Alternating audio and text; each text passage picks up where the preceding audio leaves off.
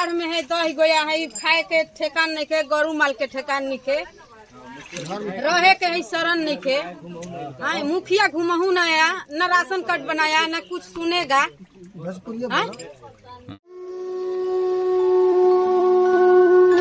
गोड़ लगतनी समाचार बटुए चक्की से रिपोर्टर बानी सुमित पांडे जी। खबर के हेडलाइन सुनी। बक्सर में बाढ़ के कहर बाजारी, डूब गई पूरा दियारा के इलाका, नईखे मिलत प्रशासन के मदद, आरोप बाई ग्रामीण लोग के। खबर का बा विस्तार से जानी। बक्सर में गंगा नदी खतरा के निशान से ऊपर बह रहल बाड़ी। गंगा के रौद्र रूप के दंश झेले के पूरा दियारा इलाका मजबूर हो गइल बा। गंगा अपन सीमा लांघ चुकल बाड़ी या पूरा दियारा इलाका में तबाही मचा रहल बाड़ी। लोग के जनजीवन अस्त व्यस्त हो गइल बा। लोग गांव से निकल के सुरक्षित इलाका स्थान पे शरण लेवे के मजबूर बटुए। बाढ़ के तबाही के कारण लोग के सामने भरण पोषण से लेके मवेशी के रख रखाव आ चारा के किल्लत सतावे लागल बा। पूरा के पूरा इलाका जलमग्न हो गइला के कारण आवागमन पूरी तरह से बाधित हो चुकल बा। लिहाजा अब नावे एगो आवागमन के मात्र साधन रह गइल बा। बाढ़ के कहर से लोग त्राहिमाम कर रहल बाड़न। लोग के सामने भोजन से लेके दवा तक के किल्लत सता रहल बा, जबकि लोग के आरोप बा कि प्रशासनिक मदद अब तक नइखे मिलत। गंगा के जलस्तर बढ़ला के कारण दियारा इलाका में दर्जनों गांव बाढ़ के चपेट में बा। किसान के फसल से लेके चारागाह तक पूरी तरह से जलमग्न हो गइल बा। लोग के सामने रहे से लेके खाए पिए या दवा के किल्लत हो गइल बा। अभी तक प्रशासन के तरफ से कोनो मदद नइखे मिलल। लोग के आरोप बा कि प्रशासन हर बार बाढ़ के दौरान लोग के हर संभव मदद पहुंचावे के दावा तो करेला, लेकिन ई दावा हर बार खोखला साबित होला। एह बार भी दियारा इलाका में बाढ़ कहर बरपैले बा, लेकिन प्रशासनिक अधिकारी अब तक लोग के सुध लेवे के जहमत नइखन उठैले। दरअसल गंगा के जलस्तर बढ़े के कारण सहायक नदी भी अपन सीमा लांघ चुकल बिया।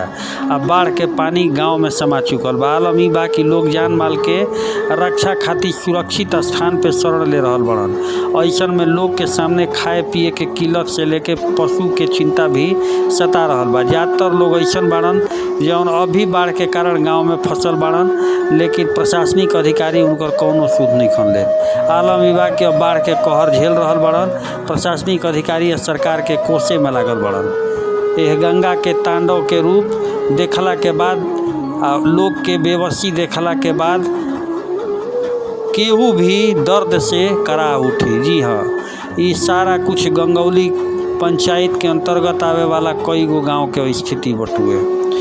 कई गो तो औरत भोजपुरिया समाचार दिखाई कि जवन खाती पर पड़ल बड़ी मजबूर आ सहाय लाचार, उनका भी पैसा नहीं खे कि वो गंगा जी पार करके आजा से दवाई करावस। ई स्थिति हो गई बटुए। देख सकीला पूरा के पूरा घर में गंगा के पानी समा गई बटुए। ई लोग पर का बीतत होई जेकर आशियाना ही उड़ गई। जे उम्मीद के साथ रहे कि यही आशियाना में अपन जीवन गुजारब, आई आशियाना आँख के सामने से ओझल हो गई। अब ई लोग पर का बीतत होई। भोजपुरिया समाचार एक एक चीज़ देखा रहल बटुए। रउरा सभे देखी कि दर्द कैसे होला। चापा कल तक देख सकीला डूब चुकल बा। पिए के पानी पे आफत, दवाई पे आफत, सिंचाई पे आफत, खेत पे आफत, बधार पे आफत, सब पे आफत के मार पड़ चुकल बा दियारा इलाका के लोग के। बस एक चीज़ दिखता आ उ खाली पानी पानी पानी दिख रहल बटुए। लोग बस इहे ताकत रहे कि कब प्रशासन सुध ली, कब हमनी के दवाई मिली, कब हमनी के भोजन मिली, कब हमनी के गाय भैंस के चारा मिली। हालांकि दावा प्रशासन करतिया कि राहत सामग्री पहुंचावल जाता, लेकिन आज भी दियारा इलाका के लोग यह राहत सामग्री से महरूम बने। ऐसन गांव में हमनी के स्टिंग कइनी जा, जहाँ गइला के बाद लोग देखलन तब भगवान जैसन पूजे लगलन। ई लोग कहल कि ये सरकार एकरा पहिले गांव में केहू ना आइल रहे। सोच सकीला ऐसन जहाँ केहू ना पहुँची ओइजा भोजपुरिया समाचार पहुँची। ई ठान चुकल बा। बयान सुनाई, दर्द सुनाई, गांव के का दर्द बटुए, जवन लोग घिरल बाने उनकर दर्द का बटुए। कैसे नाई से छान के पशु के ले जाई जाता, ताकि सुरक्षित स्थान पर पहुंचावल जाओ। मोटरसाइकिल के ले जाया जाता ताकि सुरक्षित स्थान पर पहुंचावल जाओ। सब कुछ भोजपुरिया समाचार के कैमरा में ही कैद बा। रउरा सबे खबर के अंत तक देखब। अंत तक देखला के बाद रउरा सारा निचोड़ मिल जाई कि कतना शासन के दावा पक्का बा, कतना प्रशासन के दावा पक्का बटुए।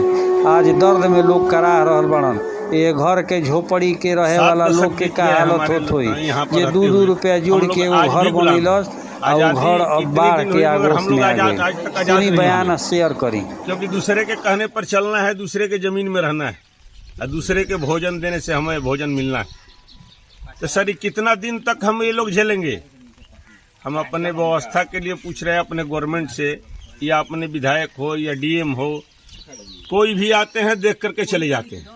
हम लोग को कोई सुविधा नहीं मिलती है। सबसे बड़ा चीज है जी यहाँ रोड की व्यवस्था हम लोग के लिए नहीं। अगर यहाँ रोड की व्यवस्था होती तो स्थिति हम लोग को ये नहीं होती। हम लोग हर बार कभी अग्नि से तो कभी जल से त्रस्त हो जाते हैं।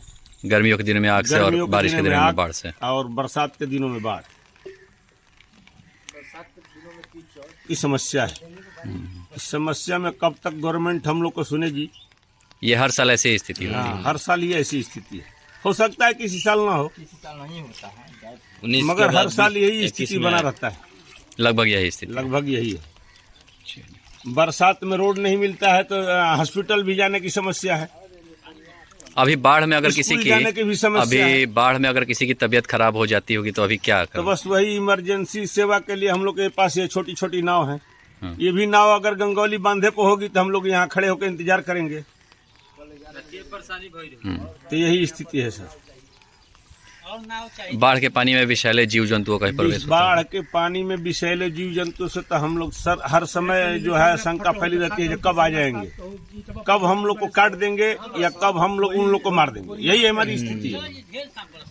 अगर हम मार पाते हैं तो मार देंगे, नहीं तो हमको मार देंगे। यही स्थिति। चलिए, धन्यवाद। हाँ, बाढ़ में है दही गोया है, खाए के ठेकान नहीं के, गरु माल के ठेकान नहीं के, रहे के है शरण नहीं के। हाँ, मुखिया घुमहू न आया, न राशन कार्ड बनाया, न कुछ सुनेगा। तब हमने के का कर सकते हैं? बताई रहा। देखिए अभी खाना पीना कैसे बना? खाना पीने चली सर है चला। खाना पीना के अभी कैसे व्यवस्था चलता? अब व्यवस्था का है, तनी चाउर बा तो बनाओ, तन जे दुकानी पर से कीन के आई तो खाई जा। सरकार की तरफ से कौनो सुविधा मिला था? कुछ नहीं खे मिलो सर। बाढ़ के लेके कुछ ना मुखिया है गंगौली के तो मुखिया झा कहूँ ना आया। आवे के चाहिए नु कि माने हम ओ एथु से जीतल बनी कैले बनी तो हमरा के कोई व्यवस्था करे के चाहिए। हर साल बाढ़ में हम ऐसा ही हो जाता नहीं तो का करी हम? बताई कहाँ जाई हम भाग के? 5-3 गो गरु बैसा, 2 गो हेजा गरु बैसा, 2 गो छोट छोट लड़का बड़ा सन लड़की बैसा, कैसे खाएगा बताइए? का नाम हटे रहो? हमार सुनीता नाम है, सुनीता देवी। सभी गरु माल पानी में बुड़े हुए हैं। हाँ, और सब घर द्वार भी बुड़े हुए हैं। हम लोग बहुत परेशानी। अभी खाने पीने की व्यवस्था? खाने पीने की व्यवस्था तो अभी चल रहा है, बाकी अब आगे की प्रशासन की तरफ से कोई मदद अभी कहाँ मिला है? कोई मदद नहीं मिला। कुछ के साधन नहीं है। कितना दिन से बीमार बनी? 17 दिन हो गए। 17 दिन हो गए। बाढ़ में फसल बनी रहो।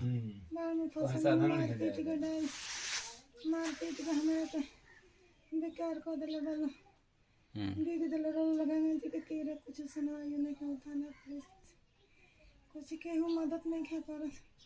सुई दवाई कुछ नहीं के मारा खाए पिए के बाल बचाओ है तरह मारा उठ जाता ना टाइम के लिए मिला जाना।